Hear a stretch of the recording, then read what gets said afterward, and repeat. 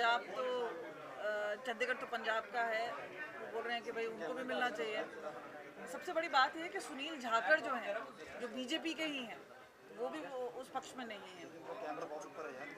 नहीं, देखिए ऐसा है कि ये जो विधानसभा है, जिस वक्त पंजाब हरियाणा अलग हुए तो उस वक्त हरियाणा को इसमें ही एकोमोडेट किया गया और अभी हमारे 90 सदस्य हैं और अगला डिलिमिटेशन होता है तो ऐसा अंदाज़ा लगाया जा रहा है कि 120 सदस्य हो जाएंगे।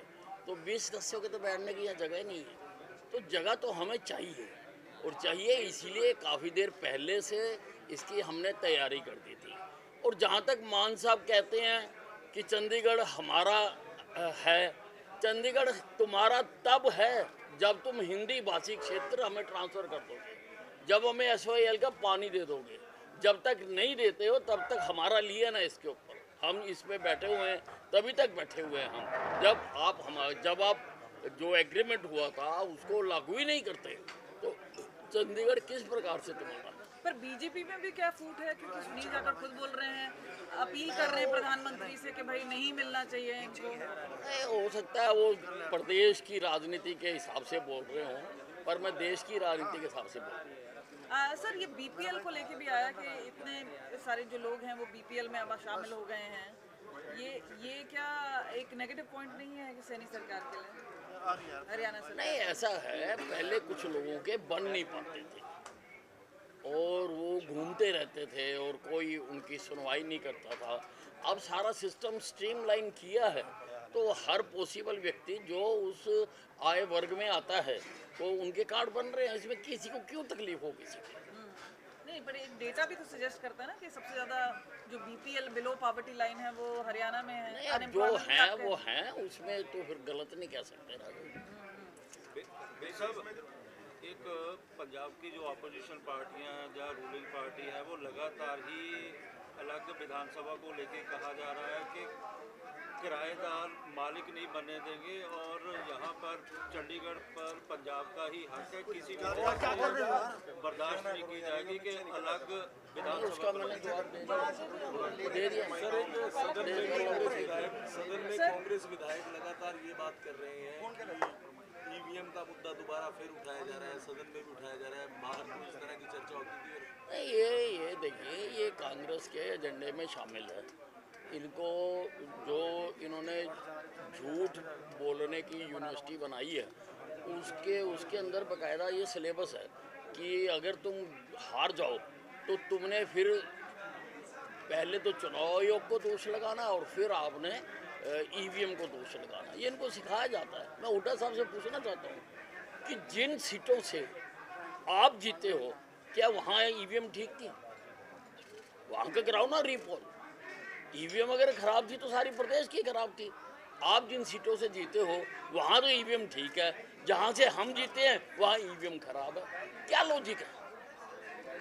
आप एडवोकेट हैं, आप इस तरह की बातें आपके मुंह से शोभा नहीं देती हैं। आप रीपोल करो जहाँ से आप कांग्रेस के एमएलए जीते हैं। अगर आप कहते हो कि ईवीएम खराब है तो यू सेट एन एग्जाम्पल, एक एग्जाम्पल सेट करो आप। और दूसरी बात ये है कि ये अज्ञानियों वाली बात करते हैं। ईवीएम जब इलेक्शन कमीशन से जारी होती हैं तो वहाँ पर सारे पार्टियों के नुमाइंदों से चेक कराई जाती है। जब यहाँ पर आके डीसी के पास डिस्ट्रीब्यूट होती हैं तब नुमाइंदे बुला के चेक कराई जाती है। जिस दिन पोलिंग स्टेशन पे ईवीएम खोली जाती है तब उस दिन सारे पार्टी के नुमाइंदों से बुला के चेक कराई जाती है। अगर आप कहते हैं ईवीएम खराब है तो आप इस बात का सर्टिफिकेट दे रहे हो कि आपके सारे लोग बुद्धू हैं, आपके लोगों को समझ नहीं है, ज्ञान नहीं है, उनको जानकारी नहीं है। ये जो एलओपी का मामला है और कहा जा रहा है कि महाराष्ट्र और झारखंड के चुनाव के बाद होगा, क्या लग रहा है? नहीं, महाराष्ट्र और चुनाव में भारतीय जनता पार्टी जीतने जा रही है पूरी तरह से। नहीं, जो ये कह रहे हैं कि लीडर ऑफ ऑपोजिशन है वो तब चुने जाएंगे जब यहाँ पे चुनाव खत्म हो जाएंगे, क्या लग रहा है आपको? क्या ऐसा है, लीडर ऑफ ऑपोजिशन पार्टियों के चुने जाते हैं, धड़ों के नहीं चुने जाते। ये एक पार्टी नहीं है, ये भिन्न भिन्न धड़े हैं जो इकट्ठे हो गए थे चुनाव को सामने देखकर, इसीलिए इनका फैसला नहीं हो पा रहा। अब वो आसान भी नहीं है फैसला करना। अब 2 सेशन हो गए, एक पहले हो गया, एक आज हो गया, और बिना LOP के ये चल रहा है। अब देखते हैं कब इनका फैसला होता है। अमित साहब, कल अशोक अरोड़ा जी बोल रहे थे कि आपकी जान को खतरा है, सरकार से उन्होंने सुरक्षा की बात की। हकीकत क्या है सर, वाकई कोई थ्रेट आया आपको या जान का खतरा है अभी आज के समय में? नहीं, मैंने जो उस वक्त के चीफ सेक्रेटरी थे उनको लिख के भी दे दिया था, सारा अवगत भी करा दिया था, और फ़ोन पे भी मेरी उनके साथ डिटेल्ड बात हो गई थी। तो वो क्या करते हैं वो समय बता दें। सर, आपकी सुरक्षा घटाए जाने को लेकर सीएम पर भी सवाल उठाए गए। ये कहा कि फिर इसके लिए कौन जिम्मेदार है कि इस तरह की अगर सरकार में रहते हुए एक सीनियर आदमी ऐसे कहते हैं कि मेरी सुरक्षा घटाई गई।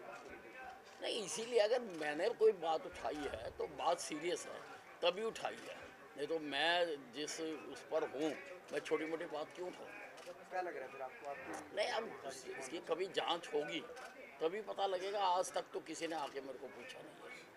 एक राज्यपाल के अभिभाषण को लेकर विपक्ष ये कह रहा है कि कुछ भी नया नहीं है, विजनरी डॉक्यूमेंट होता है सरकार का, लेकिन कुछ नया नहीं है, सब पुरानी बातें हैं, कोई नया विजन नहीं रखा सरकार ने। देखिए, पहला सेशन है,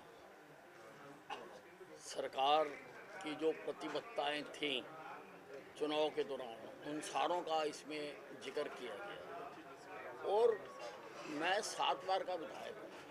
अपोजिशन कोई भी हो उनका एक डायलॉग कॉमन होता है। अगर आप सर्च मारोगे कॉमन डायलॉग कि कुछ भी नया नहीं है, तो ये उनका कॉमन डायलॉग है। ठीक है जी।